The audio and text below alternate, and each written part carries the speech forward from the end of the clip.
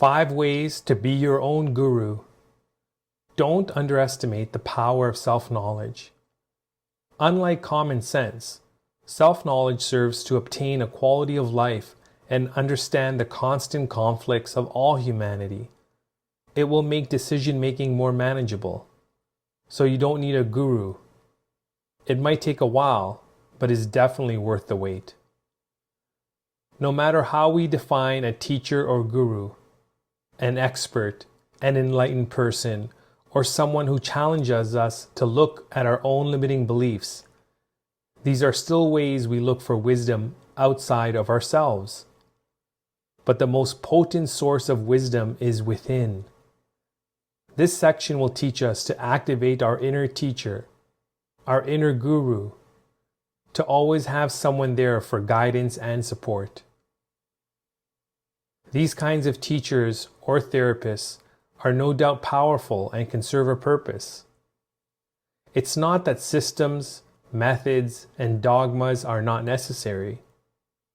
They have the function of filling a specific space within one's life. All it is doing is reorganizing the dynamics of human interaction to allow you to cope and adjust better. But that doesn't liberate. Our life is composed of other areas, and the most important one can only be filled by yourself through self-knowledge. That is your responsibility. When we clear the surface, it's like polishing a rough stone into diamond. Suddenly, you're crystal clear, knowing exactly where to go and what to do next. You start to understand that you have been conditioned to want and accept authority. You won't feel the need to follow Tony Robbins, Sadhguru, Deepak Chopra, Osho, or accept any other spiritual leader anymore. Here are 5 ways to access your inner guru. Number 1, trust the universe and surrender your attachments. Practice opting out of doing something just because you think something like, "What will happen if I don't?" It doesn't mean we never do anything. Still, we can surrender our attachment to achieving a particular outcome. Through that, surrender and non-attachment receives something even more significant. We are learning the art of perception at the highest level. The first requirement of perception is when the mind is not attached to anything, not to any experience, any knowledge, or guru, which doesn't mean you need to be detached. Detachment only comes when you are attached. Wherever there is attachment, there is no freedom. It's only in freedom that we can see the truth. If we understand why we are attached, then our attachments drop off naturally. Number 2, talk less, listen more, and trust your intuition. Are you ready to be your own guru? Trust your intuition to tell you. You can hear or see exactly where to go and what to do next if you permit yourself to trust the non-verbal part of your brain.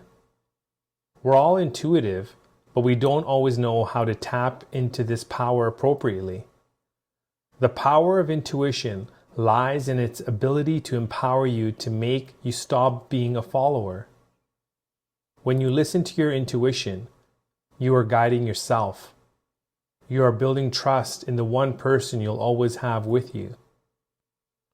You are learning to give yourself what you need instead of what you or other people want. How do you do that? Listen to your gut and keep meditating. It's that simple. For wisdom is revealed through intuition, not by amassing knowledge through the intellect. Your intuition is your compass to a good life. Number 3, knowing the secrets of meditation. In section 2.5, the superpowers of meditation, we discuss the practice and benefits of meditation. That was the beginner level. It's time to go way deeper and see if you are ready to become your own guru. Meditation is the culmination of self-knowledge and, ultimately, supreme intelligence. It can open the door to reality. In opening the door and experiencing it directly, only then is there a possibility of understanding life. The truth is, meditation can radically transform your sense of what life is all about, and can lead you to a greater sense of freedom and well-being in every moment. But no one can make these discoveries for you. Instead, it would be best if you experience them for yourself. Meditation is not a search for personal experience or spiritual energy. Meditation is not a transcendental experience where you need to pay vast sums of money to buy a secret mantra. Meditation is not a personal achievement or sitting next to God. Meditation can never have any motive, and there is no need for meditation centers. These are just more illusions that we have been conditioned to believe. Once you move beyond the cushion and are no longer fixated upon your meditation practice, your mind might come to know the state of meditation. It is a state of total freedom, but not from anything. Freedom from something creates resistance. To be conscious of your freedom is not freedom. The state of meditation is not divorced from daily living, for it must permeate through daily desires of ambition, greed, and envy. You must discover if you can be free from all selfishness, which is all self-centered activity. Suppose you start to notice the arising of greed, envy, ambition, and aggression. Meditation has to flow through and transform all of these. Then, as it arises, watch it. Not at the end of it. As you watch it, it withers away. Then you have a brain that is not partial but whole. Here, we are talking about the meditative state that will help us reach the pure state of consciousness, where the me or self no longer exists. Number 4, piercing the illusion of the self. The self is our image of ourselves, but we assert it as a thing, as an agent, as if we think our thoughts, feel our feelings, and experience experiences in a way that seems to come off as we are in addition to thoughts arising, feelings occurring, and experiences happening. It's kind of like we're an outsider in the body, beyond its influence. Maybe this example will help. When you can't find your car keys and eventually locate them, we usually say, "There it is." But who exactly are we talking to? You know you just found the missing keys. If you try to understand it intellectually, your head will probably explode. However, the experience of piercing the illusion of the self can bring us great freedom and is key to becoming your own inner guru. When you observe the trees, the birds, the blue sky, and the person you love, there is no self with all your senses. There is no me that is feeling all of it. There is just the experience, not the experiencer. That can only happen when your brain is tranquil, with no shadow of the self and the absolute quieting of the mind. That brain can know the self is just part of our ego and pierce that illusion. Number 5, the fresh mind approach. Have a fresh mind. Doubt is cleansing. It purifies the mind. If you doubt your experiences, opinions, beliefs, and guru, you can clearly observe what is real. Only then can you become your own guru. Progress and transformation are often more about unlearning than learning. This can only be achieved with a fresh mind. Very few sustain or maintain the quality of a mind that is fresh. What do we mean by fresh? Not the mind that merely wants to enjoy itself, to have a good time, but the uncontaminated mind that is not scratched, warped, twisted by the accidents and incidents of life. This mind is not worn out by struggle, by grief, by constant strivings.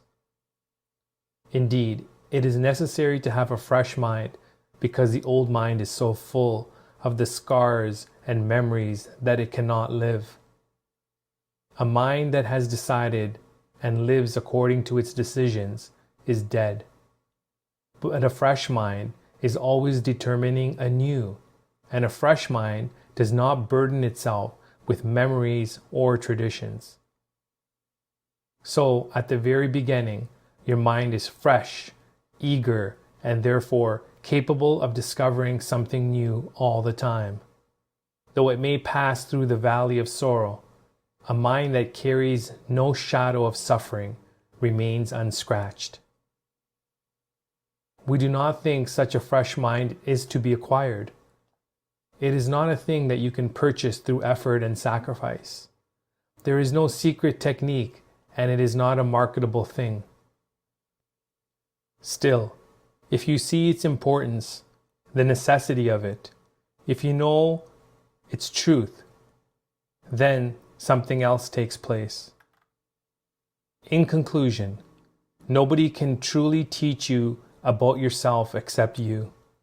What anyone tells you about who you are not exactly that. They know the image you have presented them with. Only you know the real you. With the power of self-knowledge, you must be your guru and disciple. When you look at yourself or others, it's through a formula or an image. When you look at yourself, it's not important what you see, but to be free of that image. But why do we have images? Because we resist. We think we are better than what we are, or to protect ourselves because we feel inferior. All these images are a resistance, a form of defense, and another illusion of the mind. It prevents the actual looking. Can we look at ourselves without any prejudice? It is the first step and the last step. To live a life of supreme intelligence is to no longer have any illusions. A huge part of that is becoming your own guru and not having any more images about yourself.